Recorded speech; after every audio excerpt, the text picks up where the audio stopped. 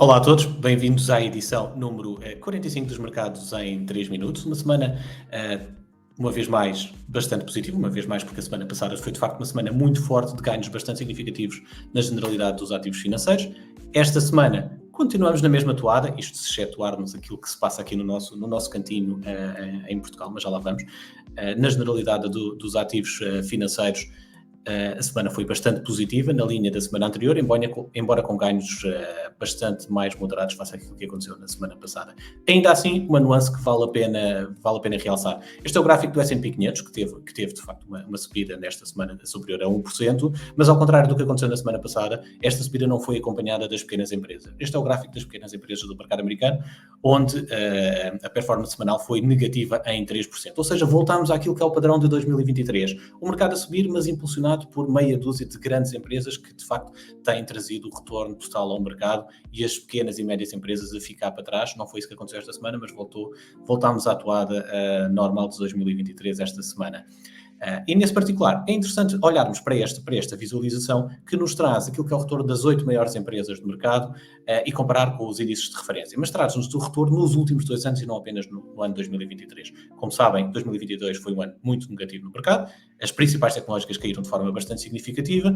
Em 2023, deu-se ao oposto, subiram bastante. Mas é interessante verificar que, apesar das subidas muito fortes de 2023, apenas 3 destas empresas estão positivas no conjunto dos 2 anos, ou seja, retorno total 2022 mais 2023 é positivo na Nvidia, na Microsoft e na Apple, e é negativo em todas as outras tecnológicas, começando no Facebook, na Meta, Google, Amazon, Netflix e Tesla, todas elas com um retorno negativo combinado em 2022 mais 2023. E um destaque especial para a Meta, Facebook, que apesar de 2023 ter valorizado 173%, o que é de facto uma brutalidade, mas os 64% negativos que trazia 2022 fazem com que, mesmo assim, no cômputo geral destes 2 anos, este título está negativo em 2%, portanto acima do retorno dos índices, que são negativos em menos 4% no caso do Nasdaq e menos 5% no caso do S&P 500,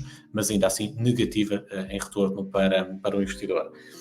Este gráfico reforça aquilo que estava a falar da relação de força entre as pequenas empresas e as grandes empresas. Portanto, o gráfico espelha a desvalorização, a perda de valor relativo das pequenas empresas desde 2013, que têm perdido valor face àquilo que são as grandes empresas, atingindo já mínimos de mais de 20 anos. Portanto, nunca as grandes empresas valeram tanto comparado com as pequenas empresas nos últimos 20 anos como agora.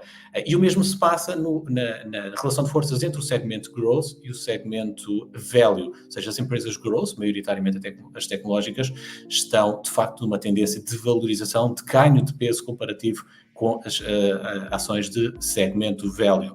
O sentimento do investidor é negativo, mas menos negativo do que aquilo que foi.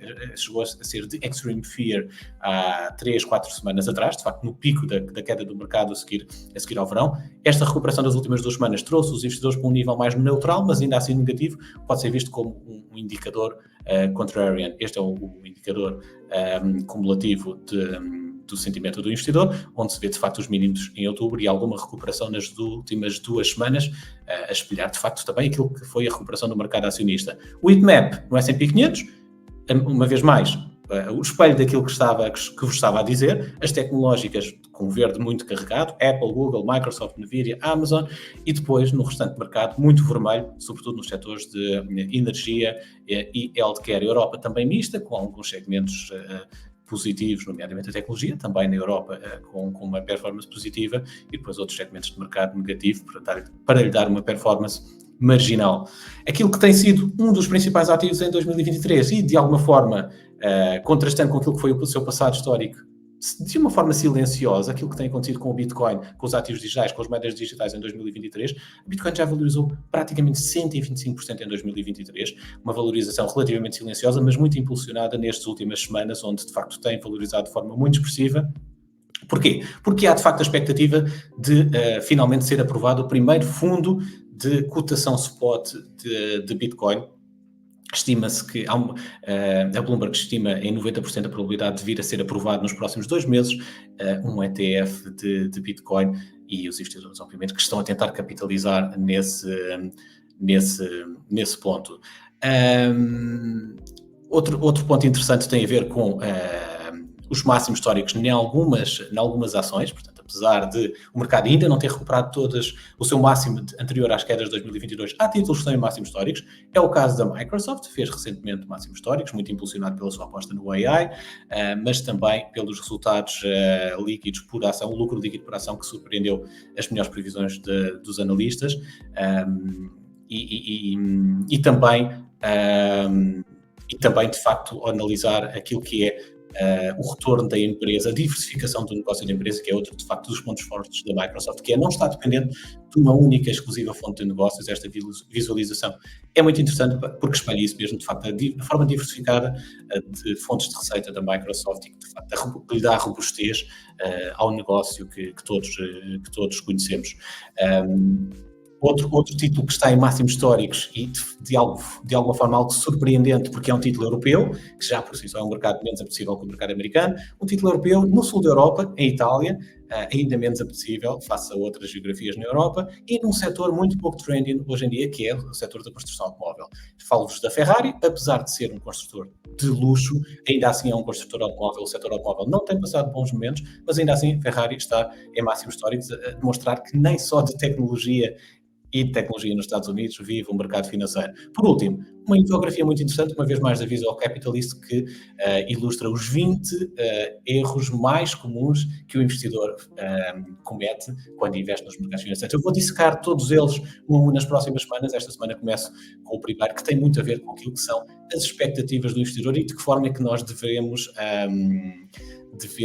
ajustar as nossas expectativas àquilo que é, na verdade, o retorno expectável, o retorno que, de facto, devemos esperar do mercado financeiro.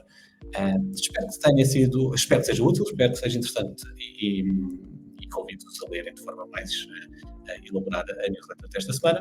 Uma boa semana para todos e até breve.